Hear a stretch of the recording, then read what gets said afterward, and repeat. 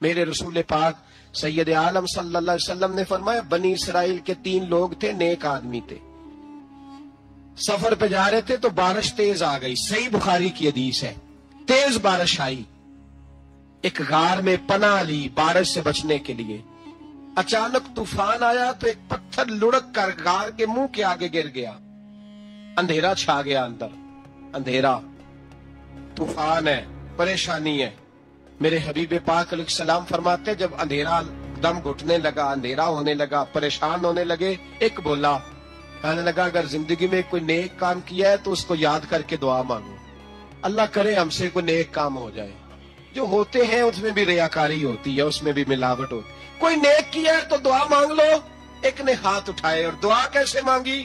اللہ اکبر، عرض کرنے لگا اے اللہ تو جانتا ہے میں نے بکریاں رکھی ہیں، میں دودھ دھو کے بیچتا ہوں، میرے بیٹے بھی ہیں، بیٹیاں بھی ہیں، اولاد بھی ہے، اور میرے پاس لوگ دودھ خریدنے بھی آیا کرتے تھے، پر اللہ میرے بوڑھے ماں باپ ہیں، میں نے اپنی زندگی کا طریقہ بنایا ہے جب تک ابا جی دودھ نہیں پیئیں گے کسی کو نہیں ملے گا، جب تک میری بوڑھی ماں کے لبوں سے دودھ نہیں لگے گا کسی کو نہیں ملے گا۔ اے اللہ وہ رات بھی تو جانتا ہوگا جب میں دیر سے آیا، دودھ دھویا تو ماں باپ سو چکے تھے، عرش کے مالک تو بھولا نہیں کرتا، تو بھولنے سے پاک ہے، میرے رب میں دودھ کا پیالہ لے کے ساری رات کھڑا رہا ماں باپ کے سرانے، نہ میں نے دودھ بیچا نہ میں نے بچوں کو دیا، آدھی رات کے بعد ان کی آنکھ کھلی، انہوں نے دودھ پیا، اے اللہ میری اماں بھی مجھ سے بڑی راضی ہوئی، میرا باپ بھی بڑا راضی ہوا، مالک اگر وہ عمل واقعی تجھے قبول ہے تو اس مصیبت سے نجات دے دے۔ میرے نبی پاک علیہ السلام فرماتے اس نے یہ وسیلہ دے کے دعا مانگی تو اللہ نے پتھر سرکا دیا، پہلے روشنی نہیں آ رہی تھی اب روشنی آنی شروع ہو گئی۔ پتہ چلا جو زندگی میں روشنی چاہتا ہے وہ ماں باپ کی نوکری کرے، جو زندگی میں روشنی چاہتا ہے وہ ماں باپ کی بلے شاہ تو آسمانی اڈدیاں پھڑنا ہے، اور جڑا گھر بیٹھا انہوں پھڑیا ہی نہیں، ان کی نوکری کرو روشنی ملے گی۔ دوسرا بولا، اس نے کہا اے اللہ تجھے پتہ ہے میں نے کئی لوگ مزدوری پہ رکھے ہوئے ہیں، ایک شخص مزدوری کرتا تھا تو کچھ کلو کچھ سیر چاول اس کی مزدوری بنے، مثال دے کے سمجھاتا ہوں، 10,000 کے چاول اس کی مزدوری بن گئے، میں نے اس کو کہا مزدوری لے لے تو وہ ناراض ہو کے چلا گیا ناراض ہو کے، لیکن اے اللہ میں نے اس کا مال کھایا نہیں، میں نے مزدور کا حق رکھا نہیں، اے اللہ میں نے 10,000 علیحدہ کر دیا، وہ چاولوں کی قیمت میں نے علیحدہ کر دی، جب میں کاروبار کرتا تو میں نے اس کا پیسہ انویسٹ کر لیا، پھر اس پیسے سے میں کماتا رہا، ایک وقت آیا کہ زمانے بیت گئے، وہ 10,000 10 لاکھ یا یوں سمجھ لے 10 کروڑ ہو گیا، کئی گائیں کئی اونٹ کئی پلاٹ آ گئے، اے اللہ کئی زمانے کے بعد وہ مزدور لوٹا اور کہنے لگا صاحب میں غریب ہو گیا ہوں، تنگ دستی آ گئی ہے، بوڑھا ہو گیا ہوں، وہ میرے پیسے تو دے دے۔ تم اے اللہ میں بے ایمان نہیں ہوا، ایک رتی برابر بھی میرے دل میں میل نہیں آئی، میں نے کہا یہ اتنی درجن گائیں تیری، یہ اونٹ تیرے، یہ پلاٹ تیرے۔ وہ کہنے لگا تو مجھ سے مذاق کرتا ہے، میرے تو تھوڑے سے چاول تھے، یوں سمجھ لے 10,000 کا اور اتنا کچھ۔ میں نے کہا وہ تیرے پیسے تو ناراض ہو کے چلا گیا، میں نے ڈھونڈا تو ملا نہیں، وہ تیرے پیسے میں نے انویسٹ کیے تو آج یہ سارا سرمایہ اسی کا ہے۔ اے اللہ وہ بوڑھا مزدور جب اتنی گائیں ملی، اتنے اونٹ ملے، اتنے اسے پلاٹ ملے تو وہ روتا دعائیں دیتا گیا، اے اللہ اگر تجھے میرا وہ عمل قابل قبول ہے تو اس مصیبت سے نجات عطا فرما۔ میرے نبی پاک سید عالم صلی اللہ علیہ وسلم فرماتے پتھر تھوڑا اور ہٹ گیا، اب تیسرا بولا عمل کا وسیلہ دے کے او بھائی کوئی عمل بچا کے رکھ، کچھ کر لے، کچھ زندگی میں اکٹھا کر لے، کوئی تو ایسا عمل ہو جب قیامت آئے تو مصیبت سے بچ سکے، تو قبر میں مصیبت سے بچ سکے، تو دنیا میں مصیبت سے بچ سکے۔ میرے رسول پاک سید عالم صلی اللہ علیہ وسلم فرماتے تیسرا بولا، کہنے لگا اے اللہ تو جانتا ہے میں جوان، میں رانا، میں حسین، مجھے عورتیں دعوت دیتی تھی، اپنی طرف مائل کرتی تھی، لیکن میں کسی پر نہ دیکھتا، بس ایک چچا کی بیٹی پہ میں عاشق ہو گیا، اس کے میں قریب جانے لگا، بلانے لگا، 100 دینار بھی اکٹھے کیے اس کو دینے کے لیے. ایک ایسا وقت آیا کہ وہ راضی بھی ہو گئی. اے اللہ تنہائی بھی آ گئی. یوں سمجھ لو کہ میں جوان بھی، حسین بھی، مالدار بھی، میں چاہوں تو ایک ایک دن میں 4 دفعہ میں بدکاری کر سکتا تھا. اے اللہ ساری خوبیاں تھی. وہ بی بی میرے پاس آئی، کمرہ، تنہائی، کوئی دیکھنے والا نہیں تھا. جب میں اس کے قریب جانے لگا تو وہ عورت کہنے لگی تو رب سے ڈر جا، رب سے ڈر جا، رب سے ڈر جا. اے اللہ طاقت بھی، جوانی بھی، حسن بھی، مال بھی، میں سب کچھ کر سکتا تھا پر تیری لیے. اور اگر مسلمان ہوگا تو کہے گا اے اللہ تیرے رسول کے لیے. اے اللہ مدینے والے چاند کی بات مان کے، اے اللہ آمنہ کے معصوم کی بات مان کے، اے اللہ جناب فاطمہ الزہرا کے ابا کی بات مان کے میں نے اپنے نفس کی خواہش کو کچلا اور کچل کر کے میں نے وہ گناہ نہیں کیا، اس کو آزاد کر دیا. اگر وہ عمل تیری بارگاہ میں قبول ہے تو نجات دے دے. میرے نبی پاک فرماتے ہیں بس دعا ختم ہوئی تو اللہ نے پہاڑ دور پھینک دیا، اللہ نے نجات دے دی. اللہ کرے میری ملت کے جوان کو بھی یہ نیکی نصیب ہو جائے. اللہ کرے ماں باپ کی خدمت کرنے والے بن جائیں. اللہ کرے ہم مزدوروں کا حق دینے والے بن جائیں. اللہ کرے ہم بے ایمانی، دھوکے بازی کو چھوڑ دیں. اگر کوئی ایسا عمل ہوگا تو اللہ دنیا میں بھی نجات دے گا مشکلوں سے، قبر میں بھی اللہ نجات عطا فرمائے گا، قیامت میں بھی اللہ. عمل کا وسیلہ دینا رب کی بارگاہ میں جائز ہے. بولیے اللہ کے ناموں کا وسیلہ دینا جائز ہے. کوئی بھی عبادت اگر خلوص کے ساتھ کی جائے، میرے نبی پاک نے فرمایا فرض نماز پڑھ کے تو جو دعا بھی مانگے گا رب تیری قبول فرما لے گا. فرض نماز پڑھ کے تو دو دعا بھی مانگے گا اللہ تیری. اس کا مطلب ہے اعمال کی برکت سے اللہ دعائیں قبول کرتا ہے. اللہ دعائیں قبول، بس پھر وہی دعا کرتا ہوں اللہ ہمیں خلوص والے عمل کی توفیق عطا فرمائے. اچھا یاد رکھیے گا مظفر وارسی کہا کرتے تھے کہ چلے نہ ایمان 2 قدم بھی اگر تیرا ہم سفر نہ ٹھہرے. یا رسول اللہ اگر آپ کو ساتھ نہ لوں تو میرے ایمان کی گاڑی 2 قدم بھی نہیں چل سکتی. اور حضور قبر، حشر، آخرت تو وسیلہ علیحدہ چیز ہے نا. میں تو زندگی کے شب و روز گزارنے کے لیے آپ کا محتاج ہوں. آپ کے بغیر، آپ کی سنت و شریعت کے بغیر میری زندگی بھی نہیں گزرتی. کہنے لگے چلے نہ ایمان 2 قدم بھی اگر تیرا ہم سفر نہ ٹھہرے اور تیرا وسیلہ دیا نہ جائے تو زندگی معتبر نہ ٹھہرے. اور لبوں پہ ایاک نستعین ہے پر میرا اس حقیقت پہ بھی یقین ہے اگر تیرے واسطے سے مانگوں کوئی دعا بے اثر نہ ٹھہرے. نبی پاک بھی وسیلہ ہے، نیک اعمال بھی وسیلہ ہے. 2-3 قسم کے گروہ پیدا ہو گئے ہیں امت مسلمہ میں. یہ وابتغوا الیہ الوسیلہ کے تحت شاہ ولی اللہ صاحب محدث دہلوی رحمت اللہ تعالی علیہ جو امت مسلمہ کے متفقہ امام ہے، تمام مسالک جن کا احترام کرتے ہیں، شاہ ولی اللہ صاحب نے لکھا ہے کہ وابتغوا الیہ الوسیلہ سے مراد یہ ہے کہ اللہ فرماتا ہے اکیلے نہ آ جانا، کسی مرشد کامل کا دامن تھام کے آنا. ایسے اکیلا نہ آ جانا کہ تیرا کو وارث ہی نہ ہو، کسی کا دامن تھام. اب 2-3 جماعتیں پیدا ہو گئیں، ایک سرے سے قائل ہی نہیں وسیلے کے. وہ کہتے ہیں جی نماز کا وسیلہ دے لو، روزے کا وسیلہ دے لو، حج کا وسیلہ دے لو، نبی پاک کا نہ دینا. وہ خدا کے بندو نماز کا وسیلہ دینا درست ہے، میں نے شروع میں کہا کہ یہ بھی وسیلہ ہے، لیکن نماز پتہ نہیں قبول ہے کہ نہیں قبول. روزے کا وسیلہ دینا درست ہے پر پتہ نہیں وہ قبول ہے کہ نہیں. حج کا وسیلہ دینا حج نہیں دینا چاہیے لیکن پتہ نہیں ہمارے حج ٹوٹے پھوٹے ہیں، قبول ہے کہ اس رسول کا وسیلہ کیوں نہ دے جو ہر حال میں اللہ کی بارگاہ میں قبول ہی ہے، ہر حال میں اللہ کی بارگاہ میں.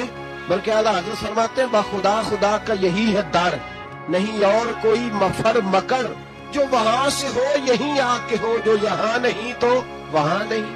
تو یاد رکھیے گا نبی پاک کا وسیلہ سب سے معتبر وسیلہ.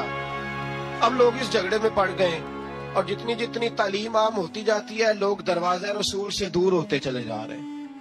بجائے اس کے کہ محبت رسول بڑھتی، نبی پاک کا قرب بڑھتا اور ہم بھی بادشاہ لوگ ہیں. जिस मर्जी की बात हम सुननी शुरू कर देते हैं। और खुदा के बंदो सुनो, जिंदगी नबी पाक के बगैर नहीं गुजर रही तो कब्र हश्र में हुजूर के बगैर कामयाबी कैसे होगी। याद रखें और समझे इस बात को, और अपने अकीदे को पहाड़ से ज्यादा तगड़ा बनाएं। इसमें कोई शक नहीं कि नेक अमाल भी वसीला है, पर भाई मुझे तो अपनी नमाज पर एतबार नहीं, इसलिए कि मैं खुलूस से पढ़ता ही नहीं। कई जगहों पे कमी महसूस होती है, कई जगहों पे नुक्स महसूस होते हैं। रोजे रखे हैं, हमेशा से रख रहे हैं, लेकिन कोई ऐसा मान और भरोसा नहीं कि बख्शवाएंगे।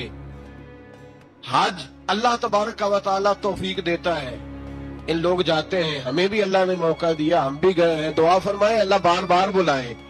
लेकिन गुजारिश ये है मेरे भाई, समझ लें कि ये चीजें हमारी नजर में करते हैं, अल्लाह तबारक व तआला इन्हें सबब रहमत बनाएगा, लेकिन हमें इस पर कोई मान, कोई तकब्बुर, हाँ अगर भरोसा है तो जाते रिसालत माप पे भरोसा है। न तेगो तीर पे तकिए, न खंजर पर, न भाले पर, भरोसा है तो एक सादी सी काली कमली वाले पर, नबी पाक सल्लल्लाहु अलैहि वसल्लम की जात पर। अब लोग खुश्क जिंदगी गुजारना चाहते हैं, खुश्क सी नमाज, और बस जी बस नमाज रोजा सीधा करो, ये हमें कहाँ लगाया जा रहा है।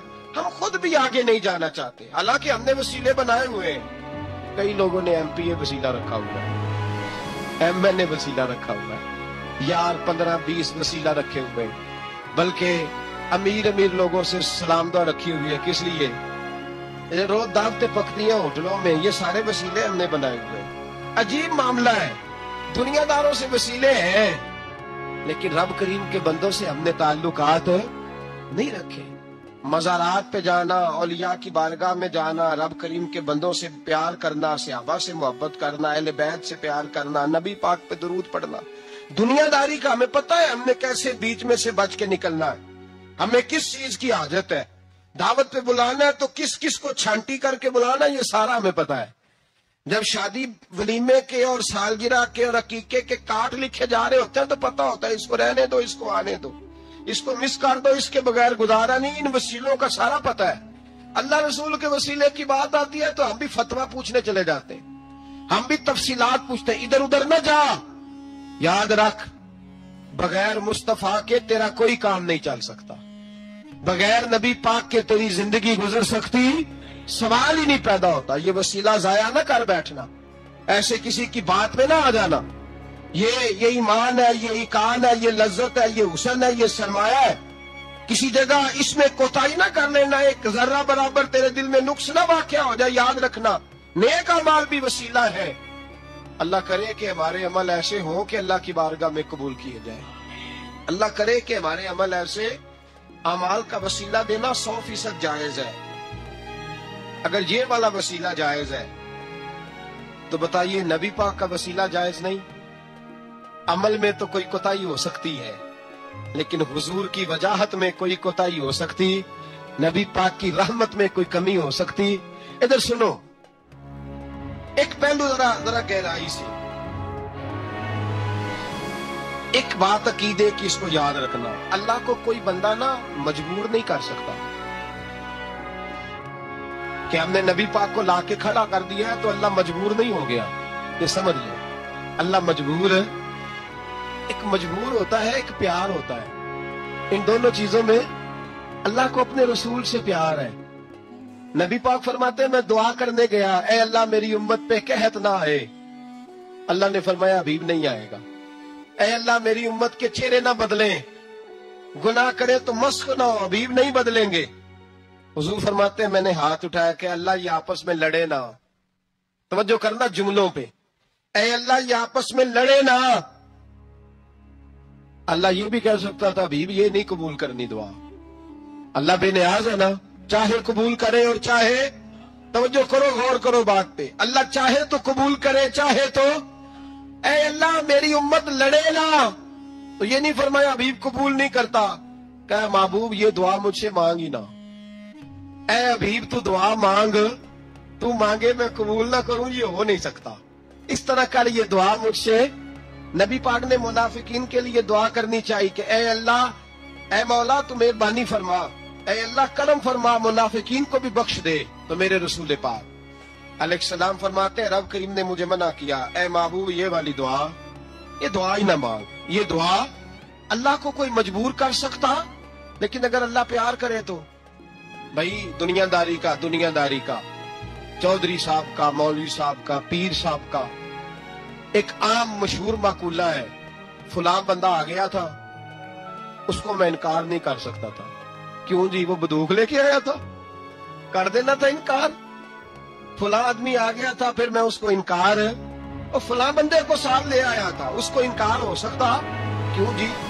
دو باتیں ہوتی ہیں، یا پیار بڑا ہے یا عزت بڑی ہے. دو ہی باتیں ہیں، یا میں اس سے پیار بڑا کرتا ہوں یا میں اس کی. اللہ اپنے نبی سے پیار بھی بڑا کرتا ہے اور اپنے نبی کی عزت بھی بڑی فرماتا ہے. بس یہ سمجھ لے بات. وسیلے کا معنی یہ ہے کہ اللہ اپنے نبی سے پیار کرتا ہے، اپنے محبوب کو اللہ بڑی عزت عطا فرماتا ہے. نبی پاک سید عالم صلی اللہ علیہ وسلم کے وسیلے کا یہ حال تھا کہ صحابہ ہر کام کے لیے دروازہ رسول پہ پہنچ جاتے.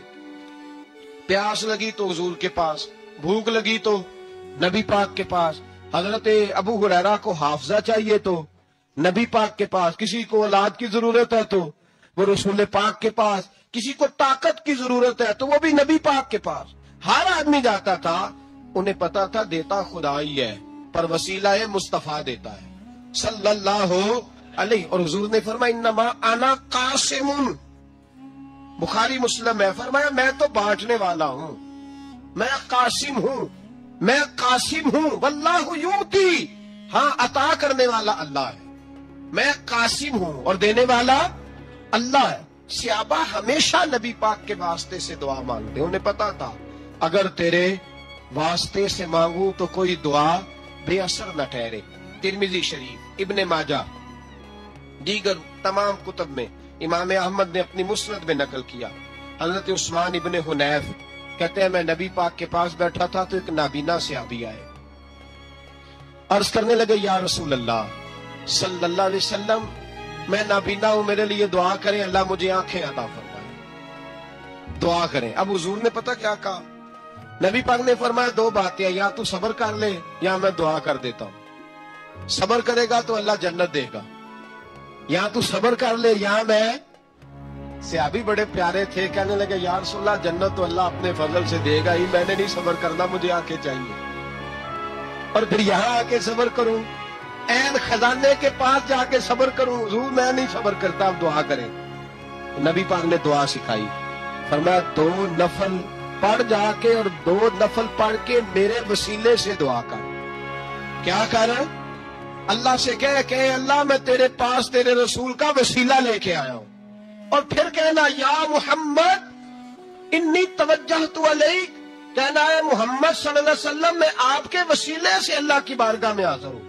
اور پھر اللہ سے کہنا کہ اے اللہ تو اپنے نبی کی سفارش میرے حق میں قبول فرما. کون سکھا رہا ہے؟ بولیے کس کو؟ بولیے. کہا جا میرے وسیلے سے جا کے دعا کر. حضرت عثمان کہتے ہیں وہ چلے گئے، 2 نفل پڑھے، حضور کے وسیلے سے دعا مانگی. فرماتے ہیں وہ چلے گئے پر ہم کوئی نہیں گئے. آپ کیوں نہیں گئے؟ تو صحابہ کا نظریہ بتاتا ہے کہ وہ گئے اس لیے نہیں کہ ہم حضور کا معجزہ دیکھ کے جائیں گے. کہتے ہیں ہم گئے نہیں. تھوڑی دیر گزری تو وہ صحابی جو اندھے گئے تھے جب واپس آئے ہیں تو اللہ نے انہیں آنکھیں عطا فرما دی. گئے تھے تو نابینا تھے، آئے تو بینا ہے. میرے نبی پاک صلی اللہ علیہ وسلم کا توسل، حضور کا وسیلہ خود حضور نے سکھایا ہے، خود نبی پاک نے. اور صحابہ کرام علیہم رضوان اس مزاج پر پورے عامل تھے.